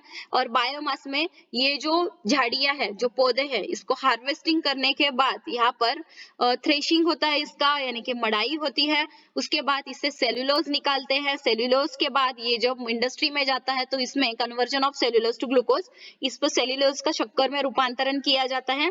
इस तरह से शक्कर में रूपांतर करने के बाद ये जो बायोफ्यूल है, ठीक है, बायोफ्यूल जैव ईंधन कौन सा मिलता है, CO2, CO2, CO2, यहाँ पर CO2 रिलीज हो रहा है, वापस से ये CO2 solar energy plus CO2 से वापस से ये चीजें हमें नीचे आती हुई मिल रही है। सो यहाँ पर देखिएगा कार्बन डाइऑक्साइड यहाँ पर रिलीज हो रहा है बाहर। So these are the things. So microbial pollution control क्या है, सूक्ष्म जैविक प्रदूषण नियंत्रण यानी क्या बच्चों, microbial pollution control. Solid waste यानी के ठोस कचरा, सेवेज यानी के निष्कासित जल, वेरियस पॉल्यूटेंट्स यानी के अलग अलग प्रकार के प्रदूषक, these are ever increasing with increase in pollution और ये घटक भी अभी क्या हो रहे हैं, जैसे जनसंख्या बढ़ रही है उसके साथ ये सारी समस्याएं भी तो बढ़ रही है। Along with it, ever increasing disease and degradation of environment are the worldwide problems। और यहाँ पर देखिएगा कि इनके साथ साथ फैलने वाले रोग और पर्यावरण का होने वाला क्षय, ये सभी वैश्विक समस्याएं बन चुकी है। Especially cities in densely populated countries like India are affected with these problems। विशेषकर लोक संख्या के उच्च घनत्व वाले यानी कि सबसे ज्यादा लोक संख्या भारत में है, तो इस जैसे देश के शहर इन समस्याओं से ग्रासित हैं। Life of the future generations will be difficult if these problems are not solved at right time। अगर इन समस्याओं को उचित समय पर सुलझाया नहीं गया, तो इसका हल निकाला नहीं गया, तो सभी प्रकार के सजीवों की आने वाली पीढ़ियों का जीवन खतरों में पड़ जा सकता है। Let us see the role of microbes in environment। तो अभी हम सूक्ष्म जीवों के पर्यावरणीय योगदान के बारे में पढ़ेंगे। You already know that microbes are used for disposal of solid waste through biogas plant and composite production। हमको पता है कि कंपोस्ट का निर्माण बायोगैस का जो टोटल ओवरऑल जो संयंत्र है, सो इसके माध्यम से ठोस कचरे का निपटारा करने के लिए जो भूष्म जीवों की सहायता ली जाती है। तो इसको आप क्या कहेंगे, माइक्रोब जो होते हैं वो भूष्म जीव होते हैं। तो आपको पता है क्या कि how urban waste that is accumulated in terms of tons में बी डिस्पोज्ड ऑफ, कि तो फिर बड़ी मात्रा में रोजाना जमा होने वाला कुछ टन शहरी कचरा उचित पद्धति द्वारा निपटारा कैसे किया जाता होगा। सो यहाँ पर देखिएगा, लेट्स थिंक, आपको पहले कुछ सोचना है। Number 1, why is it asked to segregate wet and dry waste? ठीक है, एट योर होम। सो आपको जो कचरे की रोज गाड़ी आती है वो क्यों बोलते हैं कि सूखा कचरा और गीला कचरा आपको अलग अलग करना है। Then number 2, what is done with segregated waste, और जो ये अलग अलग किया हुआ कचरा है इससे क्या होता है। And which is most appropriate method of disposal of dry waste, और सूखे कचरे को निपटारा करने की सबसे उचित पद्धत कौन सी है। सो बच्चों यहाँ पर देखिएगा, ये डायग्राम नंबर 7.9 है, मॉडर्न लैंडफिल साइट यानी कि गटर के पानी का संग्रहण। तो यहाँ पर देखिए क्या होता है, तो यहाँ पर ये जो गटर का पानी है, कलेक्शन ऑफ सेवेज है, गटर का पानी जो है यहाँ पर जमा हो रहा है। तो well to monitor ground water level, भूजल स्तर पर निगरानी रखने के लिए यहाँ पर एक कुआं है। देन यहाँ पर देखिए ये जो गार्बेज है, कचरा डाला जाता है, मिट्टी की इसके ऊपर परत है, यहाँ पर ये इस तरह से ये मीथेन गैस यहाँ से निकल रहा है। प्रोसेसिंग ऑन सेवेज, यहाँ से गटर के पानी पर प्रक्रिया की जाती है और प्लास्टिक शीट यहाँ पर ये अलग से निकलती है। ठीक है, तो इस तरह से क्या होता है, मीथेन गैस प्रोड्यूस होता है। तो चलिए हम इसको थोड़ा डिटेल में पढ़ते हैं कि लैंड फिलिंग साइट्स क्या है। Degradable waste being accumulated in urban areas is used for this purpose, शहरों में इकट्ठा हुए विघटनशील कचरे को इस पद्धति के लिए उपयोग में लाया जाता है। Large pits are dug in open spaces far away from the residential area and those pits are lined with plastic sheets as a precaution against pollution of soil due to leaching of toxic and harmful materials। तो यहाँ पर शहर बस्तियों से दूर खुली जगह पर गड्ढा करके उसमें प्लास्टिक इस तरह से डाला जाता है, कचरे से अशुद्ध और विषैला द्रव्य झरकर मिट्टी का प्रदूषण न, इसलिए सावधानी भी बरती जाती है। यानी कि ये जो लैंड फिलिंग साइट है, यानी कि जहां पर कोई भी जा नहीं सकता, बहुत ही यानी कि जहां पर लोग ज्यादा नहीं होते, ऐसी जगह पर ये मॉडर्न लैंडफिल साइट पर मीथेन गैस के उत्पादन हेतु किया जा रहा है। Compress waste is dump in the pit, यानी कि दाब देकर ये जो कॉम्प्रेस वेस्ट है इसको तैयार किए हुए गड्ढे में डाला जाता है। It is covered with layers of soil, उस पर मिट्टी डाली जाती है, sawdust, leafy waste and specific biochemicals, उस पर मिट्टी, लकड़ी का भूसा, हरा कचरा और कुछ विशिष्ट जैव रसायन इसकी परतें चढ़ाते हैं। Bioreactors are mixed at some places, microbes present in soil and other top layers decompose the waste। तो कुछ जगहों पर उसमें बायो रिएक्टर्स मिलाए जाते हैं, कचरा और मिट्टी या परत के लिए इस्तेमाल किए गए विशेष पदार्थ के सूक्ष्मजीव कचरे का विघटन करते हैं। कंप्लीटली यहाँ पर देखिए कि गड्ढा पूरा भरने के बाद मिट्टी से लिपक कर इसको बंद किया जाता है। Best quality compost is form after few days, और कुछ हफ्तों के बाद उस जगह पर हमें उत्कृष्ट खाद्य मिलता है। Such land feeding sites can be reused after removal of compost, तो खाद निकालने के बाद खाली हुआ जो वो जगह है वहां पर उसको पुनः उपयोग में लाया जाता है। So observe the garbage vans of Gram Panchayat and municipality. Nowadays there is facility of decreasing the volume of garbage by compaction in those vans. Explain the advantages of this activity. यहाँ पर क्या बताया गया है कि ग्राम पंचायत या फिर आपके एरिया में जो कचरा उठाने वाले गाड़ियां आती है, तो उन गाड़ियों में ही कचरे को दबाकर उसका जो एक कॉम्पैक्शन है वो कम करने की सुविधा होती है। तो इस विधि को करने के ये जो वो करते हैं तो इससे उनको क्या फायदा होता है ये आपको बताना है। सो चलिए हम सेवेज मैनेजमेंट देखते हैं, यानी कि घरेलू गंदे पानी का व्यवस्थापन कैसे करते हैं। In villages domestic sewage is disposed of either in near soil और इन बायोगैस प्लांट। गांवों के प्रत्येक घर का गंदा पानी पास वाली जमीन में या तो बायोगैस संयंत्र में छोड़ा जाता है, लेकिन सिटीज में क्या होता है, sewage needs to be carried to processing unit and acted upon by microbial processes. तो बड़े शहरों का जो इकट्ठा होने वाला गंदा पानी है वो गंदा पानी प्रक्रिया केंद्र में ले जाकर उस पर सूक्ष्म जैविक प्रक्रिया करनी पड़ती है। Microbes which can decompose any compound as well as destroy the pathogen of cholera, typhoid etcetera are mixed with sewage. तो देखिए गंदे जल के किसी भी जो कंपाउंड होता है उसका विघटन करने वाले उसी प्रकार का, यानी कि गंदे पानी से अलग अलग प्रकार की बीमारियां भी हो सकती है, बराबर बच्चों। तो उससे मदद करने के लिए जो शहर का जो गंदा पानी है, शहर के गंदे पानी में फिर क्या करते हैं ये लोग, उस गंदे जल में कॉलरा, दस्त, विषम ज्वर के जीवाणुओं को नष्ट करने वाले सूक्ष्मजीव मिलाए जाते हैं। एंड देन वो जो पानी रहता है, ओके, वो पानी फिर क्या करते हैं, वो उस पर प्रक्रिया करके गंदे जल में स्थित कार्बनिक पदार्थों का विघटन करके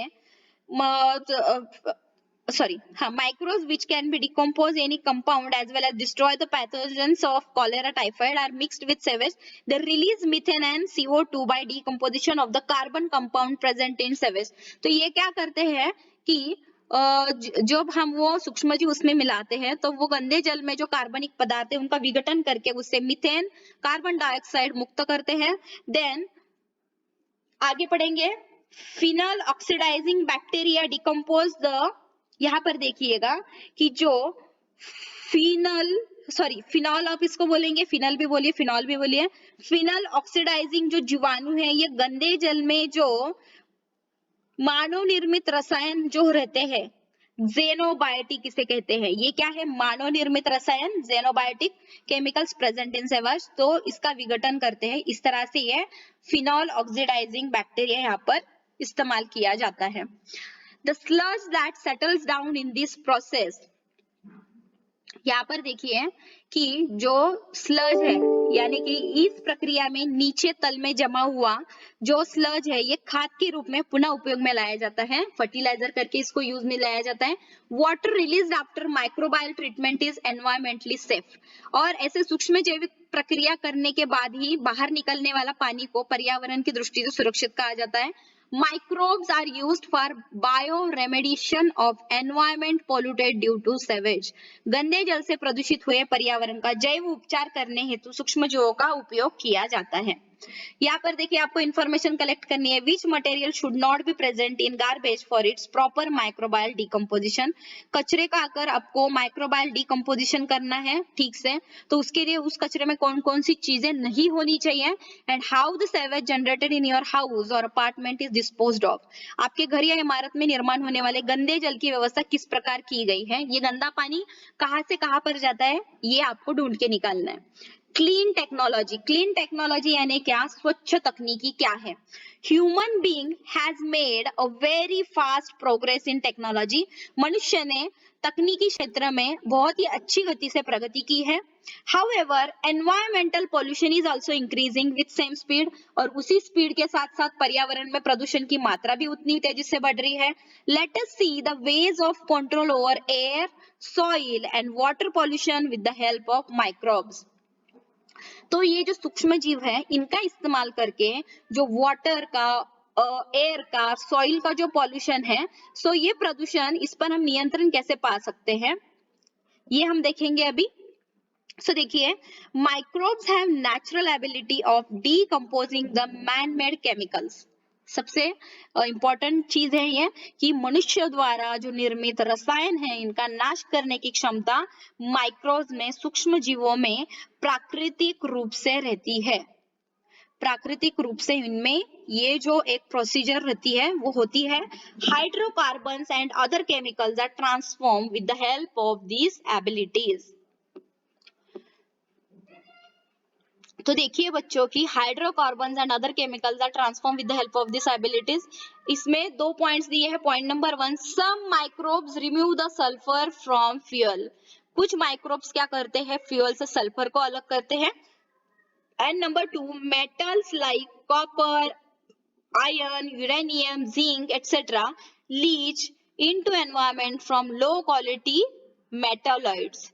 तो बच्चों यहाँ पर क्या बताया है कि जो ये अलग अलग प्रकार के पॉल्यूशन हम देखते हैं ना, हवा में गाड़ियों के जो धुएं निकलते हैं गाड़ी में से, जो कार्बन मोनोऑक्साइड, कार्बन डाइऑक्साइड जो निकलता है, उसके बाद अलग अलग इस तरह के कुछ रसायन निकलते हैं जिससे कि हमें, हमारे अगर बॉडी में वो जाते हैं तो हमें तकलीफ हो सकती है। तो यहाँ पर क्या बताया है कि कुछ सूक्ष्मजीव ईंधन में स्थित गंधक को निकाल देते हैं। देन निम्न दर्जों के जो अयस्क है यानी कि जो कॉपर है, तांबा है, आयन यानी लोहा है, यूरेनियम है, जिंक है यानी जो जस्ता है, इन जैसे धातुओं का पर्यावरण में समावेश होता है। So these are converted into compounds before leaching with the help of, अभी देखिए कि ये सब जो पर्यावरण में मौजूद धातु है, सो इन पर कौन सी प्रक्रिया की जाती है बिफोर लीचिंग। देखिए कि थायो बैसिलस और सल्फोलोबस, थायोबैसिलस और सल्फोलोबस जो होते हैं, इन जीवाणुओं की सहायता से ये जो धातु रहते हैं, इनका पर्यावरण में समावेश होने से पहले ही इनका कंपाउंड क्रिएट किया जाता है या फिर कन्वर्ट किया जाता है। कैन यू टेल, क्या आप बता सकते हो बच्चों? You must have seen or read the news of dead fishes or oily water accumulating at the sea coast. Why does this happen? समुद्र किनारे या फिर तैलीय जल और हजारों मछलियां मरने की जो खबरें हमने पढ़ी है, तो ऐसा क्यों होता है बच्चों, क्या आपको पता है? यहाँ पर देखिए दो डायग्राम दिए हैं 7.10, ये है एल्केनिवोरैक्सस बोर्क्यूमेंसिस और 7.11 जो है सीडोमोनास। ठीक है, सो इनका क्या उपयोग है ये भी देखेंगे। Spilling of petroleum oil occurs in ocean due to various reason. समुद्र में विभिन्न कारणों से पेट्रोलियम जो तेल है वो पानी में बहता हुआ दिखता है। These oil may prove fertile and toxic to aquatic organisms. So ये तेल जो जलचर प्राणी है उनके लिए घातक और विषैला भी साबित हो सकता है। It is not easy to remove the oil layer from surface of water by mechanical method। और पानी पर फैली तेल की इस परत को किसी मैकेनिकल सिस्टम से दूर करना आसान नहीं होता। However, bacteria like, अभी जो यहाँ पर हमने ये 7.11 का जो इमेज पढ़ा कि सीडोमोनास, ठीक है सॉरी, सो ये जो सीडोमोनास है बैक्टीरिया, कौन सा सीडोमोनास जो बैक्टीरिया है, एंड ये जो एल्केनोवोरॉक्स ब्रोकोमेनिस जो है, ठीक है, ये जो दो हमने पढ़े बोर्क्यूमेनिस, ये जो दो बैक्टीरिया है, they have the ability to destroy the pyridines and other chemicals। so इन जीवाणुओं में pyridines तथा अन्य रसायनों को नष्ट करने की क्षमता पाई जाती है। Hence these bacteria are used to clear the oil spills। और इसलिए तेल की परत को नष्ट करने के लिए इन जीवाणुओं का उपयोग किया जाता है। कौन से एग्जाम में क्वेश्चन आ सकता है, which are the two bacteria are used to spill the oil from the water। कौन से हैं? सो आपको ये नाम ध्यान में रखने हैं, Alcanivorax borkumensis, Alcanivorax borkumensis and Pseudomonas, P silent हो जाता है, Pseudomonas. Okay, so these are called as hydrocarbonoclastic bacteria, HCB इनको कहा जाता है, हाइड्रोकार्बोनोक्लास्टिक बैक्टीरिया इनको कहते हैं। HCB decompose the hydrocarbons and bring about the reaction of carbon with oxygen। ये क्या कम करते हैं, हाइड्रोकार्बन का अपघटन करके उसमें जो कार्बन का ऑक्सीजन है उससे संयोग करवाते हैं, and CO2 and water is form in this process. और इस अभिक्रिया में कार्बन डाइऑक्साइड और पानी बनता है। यहाँ पर देखिए और एक बैक्टीरिया दिया है, इसका नाम क्या है भाई, इसका नाम है एसिडोबैसिलस। इसका नाम क्या है, एसिडोबैसिलस। नाम ध्यान में रखिएगा क्योंकि ये जो नाम है यही बहुत इंपॉर्टेंट रहते हैं और इन्हीं नामों को आपको ठीक से ध्यान में रखना है बच्चों। Okay, so plastic bottles are form from the chemical substance polyethylene terephthalate polyester. अरे बाप रे, बहुत बड़ा नाम है, इसको पीईटी अगर आप ध्यान में रखोगे तो आपके ध्यान में आ जाएगा कि बाबा ये जो प्लास्टिक है, प्लास्टिक की अलग अलग चीजें जो बनती है, सो इनको किस तरह से बनाया जाता है, ये प्लास्टिक चीजें आखिर बनती कैसी होगी, ये तो हमारे दिमाग में बार बार सवाल आता ही है। ठीक है, तो चलिए आपके इस साइंस के लेक्चर में आपको यहाँ पर थोड़ा बहुत एक इसका इंफॉर्मेशन दे दिया है, ये बहुत अच्छी बात है कि यहाँ पर देखिएगा कि प्लास्टिक जो है इसको बनाने के लिए एसिडोबैसिलस, इसको ना हमने क्या पढ़ा, एसिडोबैसिलस पढ़ा। अभी देखिए ये जो है पीईटी, ठीक है, बहुत बड़ा नाम है, पॉलीथेलीन टेरिपैथलेट पॉलिस्टर, प्लास्टिक की बोतलें इन रासायनिक पदार्थों से बनती है, पीईटी। ठीक है, nowadays most of the urban garbage consist of plastic. आजकल नागरिक कचरे का बहुत बड़ा हिस्सा प्लास्टिक का ही है। It has been observe that species like vibrio, ठीक है, वाइब्रियो है या फिर उसके बाद जो अलग अलग प्रकार की स्पीसीज है तो ये यहाँ पर देखने को मिलती है। आइडोनेला, वेब्रियो, आइडोनेला साकिएंसिस कैन डिकम्पोज द पीईटी। सो यहाँ पर देखिए आइडोनेला साकिएंसिस विब्रियो प्रजाति पीईटी का विघटन करते हैं, ऐसा पाया गया है। Similarly species of bacteria like actinomycetes, streptomyces नॉर्कोडिया एक्टिनोप्लेन्स, ये जो जीवाणु हैं इनकी प्रजातियों में ये जाति पाई जाती है। They have the ability of decomposing rubber from garbage, ये रबर को डिकम्पोज करने की क्षमता, रबर का विघटन करने की क्षमता इन जीवाणुओं में पाई गई है। अभी देखिए यहाँ पर और एक चित्र हमें दिख रहा है 7.13, इसको कहेंगे जियोबैक्टर। अभी इसका क्या काम है? Sulphuric acid is present in the acid rain and materials coming out of mines. कारखानों से निकलने वाले पदार्थ तथा अम्लीय वर्षा में सल्फ्यूरिक अम्ल होता है। You know that erosion of metal present in stratus, bridges and buildings occurs due to it, कि जिसमें जो हमारे जो स्टैचूज है, जो ब्रिजेस है, जो पुल है तथा जो बिल्डिंग्स है, जो इमारत है, इनमें स्थित धातुओं का क्षरण हो रहा है, एरोजन यानी क्षरण हो रहा है। Sulphuric acid is source of energy for some species of bacteria. यहाँ पर देखिएगा कि सल्फ्यूरिक एसिड, जो यहाँ पर सल्फ्यूरिक अम्ल, यह ऊर्जा का स्रोत है। कौन से जीवाणुओं के लिए? इनका नाम मैं बता रही हूँ, एसिडोबैसिलिस फेरोऑक्सीडेंस, एसिडोबैसिलिस फेरोऑक्सीडेंस। यहाँ पर ये जो कुछ नाम है, एसिडिफिलियम और एसिडोबैसिलिस फेरोऑक्सीडियम और एसिडोफिलियम। दीज आर द, ये जो कुछ जीवाणु है इनके लिए सल्फ्यूरिक अम्ल यह ऊर्जा का स्रोत होता है। Hence this bacteria can control the soil pollution occurring due to acid rain. तो इसलिए अम्लीय वर्षा से होने वाले जो सॉइल पॉल्यूशन है, मिट्टी का जो प्रदूषण है, भू प्रदूषण, इसको नियंत्रित करने का काम ये जीवाणु करते हैं। तो आपको क्या करना है? Collect pictures of various useful microbe, display chart of their information in classroom. अलग अलग माइक्रोब जो है, यूजफुल माइक्रोब्स इंटरनेट से ढूंढने हैं, उसका एक चार्ट बनाना है और आपके स्कूल में, आपको वो कॉलेज में शो करना है, स्कूल में शो करना है। Water soluble salts of uranium are present in the waste produced during electroplating and in effluent released in environment from the atomic energy plant. परमाणु ऊर्जा के प्रकल्पों से पर्यावरण में छोड़े जाने वाले जो किरणोत्सर्जन है और जो विद्युत विलेपन प्रक्रिया निरुपयोगी पदार्थों में यूरेनियम के जल में घुलनशील जो है वो लवण पाए जाते हैं। And Geobacter convert these salts of uranium into insoluble salts and thereby prevent those salts from mixing with groundwater sources. Geobacter जो जीवाणु यूरेनियम के इन घुलनशील लवणों को घुलनशील लवणों में रूपांतरित करके भूजल स्रोतों में मिलने से रोकते हैं। अभी हम पढ़ेंगे माइक्रोब्स एंड फार्मिंग, सूक्ष्मजीव और खेती, इनका क्या संबंध है? क्या बता सकते हो? How the bacteria present in soil and root nodules of leguminous plants are used. फलीदार वनस्पतियों की जड़ों की गांठों में और मिट्टी में पाए जाने वाले जीवाणु किस प्रकार उपयोगी सिद्ध होते हैं? सो चलिएगा, यहाँ पर ऑलवेज रिमेम्बर, एक बात ध्यान में रखिएगा बच्चों,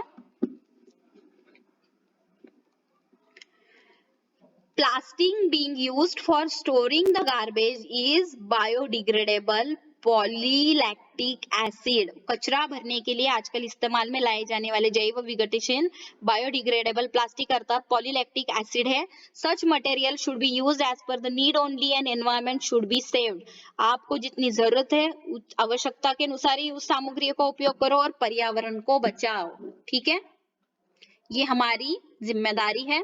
अब यहाँ पर हम पढ़ेंगे माइक्रोबायल इनोकुलेंट्स यानी कि सूक्ष्म जैविक टीके। Some microbes containing inoculants are produced by process of these inoculants are sprayed on seeds before sowing and some of the inoculants are released into plants. जो किण्वन प्रक्रिया द्वारा सूक्ष्म जीवों से युक्त कुछ टीके बनवाए जाते हैं। बीजों को सोइंग यानी बोआई से पूर्व बीजों में इन पोषक टीकों को स्प्रे किया जाता है यानी कि फवारा जाता है। तो कुछ टीकों को वनस्पति में लस के माध्यम से लगाया जाता है। So microbes in the inoculants help in plant growth by supplying nutrients. तो ये क्या काम करते हैं? पोषक द्रव्य की आपूर्ति करके वो जो प्लांट है उसमें उसको बढ़ने के लिए, ग्रो करने के लिए हेल्प करते हैं। दे improve the quality of vegetarian food. इससे वनस्पतीय जन्य अन्न घटकों को उच्च प्रति का बनाते हैं। सॉल्यूशन कंटेनिंग, अभी यहाँ पर देखिएगा, Azotobacter and artificial nitrogen is used in organic farming. Artificial nitrogenase यानी कृत्रिम नाइट्रोजन अज़ारबैक्टर जैव खेती करते समय इन द्रव्यों का उपयोग किया जाता है। Soil pollution occurring due to chemical fertilisers is prevented due to use of this solutions. रासायनिक खादों से होने वाला भू प्रदूषण इन द्रव्यों द्वारा रोका जाता है। यहाँ पर देखिएगा बच्चों, fluracetamide like chemicals are mixed with soil due to use of chemical pesticides in agriculture। खेती के उद्योग के रासायनिक जंतुनाशक तथा कीटकनाशकों के माध्यम से फ्लोरासीटामाइड जैसे रासायनिक द्रव्य मिट्टी में मिलाए जाते हैं। These prove to be harmful to other plants and animals as well as cause skin disease to human। वे अन्य वनस्पति तथा जानवरों के लिए तो घातक होते ही है तथा मनुष्य के त्वचा रोग कारक भी सिद्ध होते हैं। These pesticides in the soil can be destroyed with the help of microbes। और ये मिट्टी में घुले कीटकनाशक सूक्ष्म जीवों द्वारा नष्ट किए जा सकते हैं। Diagram number 7.14 caterpillar feeding on leaf. वनस्पतियों के पत्ते खाने वाली इल्ली, कैटरपिलर, इससे ही तो बटरफ्लाई बनता है ना, बराबर। अभी हम यहाँ पर देखेंगे बायो इंसेक्टिसाइड्स यानी जैव कीटकनाशक। हिंदी में क्या बोला जाता है इसको? जैव कीटनाशक। Okay. Bacterial and fungal toxins which can destroy pests and pathogens can be directly integrated into plants with the help of biotechnology। जैव कीटकनाशक अर्थात जीवाणु, कवक आदि से प्राप्त की गई और फसलों पर स्थित जंतु, कीट, रोग जंतु का नाश करने वाले ये द्रव्य रहते हैं। Being toxic to insect, they do not consume the plants। जीवाणुओं से प्राप्त टॉक्सिन जैव तकनीकी से सीधे वनस्पतियों में ही मिलाए जाते हैं। Similar to bacteria, some species of fungi and viruses are useful as pesticides. तो यहाँ पर एक ध्यान में रखिएगा कि कीटक के लिए विषैले होने से कीटक इन वनस्पतियों को ही खाते हैं। जीवाणुओं की तरह यानी कि जो फंगस होते हैं और जो वायरसेस होते हैं, ठीक है। सो इनकी कुछ प्रजातियों का उपयोग जैव कीटकनाशक पेस्टिसाइड्स के रूप में होता है। सो यहाँ पर देखिएगा spinosad a by product of fermentation is a biopesticide. तो किण्वन प्रक्रिया में जो निर्माण किया जाने वाला स्पाइनोसाइड है यह जैव कीटनाशक है, बायोपेस्टिसाइड है, ध्यान में रखिएगा। सो आई होप कि आज के इस लेक्चर में जो कुछ भी मैंने आपको पढ़ाया आपको अच्छी तरह से समझ में आया। लेक्चर लेंथी है, इज इट ओके? एक फ्लो में जब आप पढ़ते हो तो आपको समझ में आता है, यस राइट, हम कुछ तो पढ़ रहे हैं। और जब मैं पढ़ाती हूँ तो मुझे भी लगता है yes I am just teaching, कुछ तो मैं आपको पढ़ा रही हूँ जो आपके बहुत ही फायदे की चीज है। तो देखिए हमने आज इंट्रोडक्शन टू माइक्रोबायोलॉजी ये लेसन खत्म किया। डिस्क्रिप्शन में मैं सारे लेक्चर्स का लिंक तो दूंगी, उसके बाद टॉपिक वाइज में टाइमिंग भी दूंगी, उस टाइमिंग तक आप फास्ट फॉरवर्ड करके भी देख सकते हो, बैक फॉरवर्ड आके भी आप देख सकते हो। सो सारी सुविधा यूट्यूब के इस नेटवर्क पर अवेलेबल है। सो डोंट वरी, चैनल पर आप विजिट करो, लेक्चर को लाइक करो, शेयर करो, सब्सक्राइब करो, कमेंट्स में मुझे जरूर बताओ। सो जल्दी मिलता है नेक्स्ट लेक्चर में, तब तक के लिए take care, thank you so much and bye bye.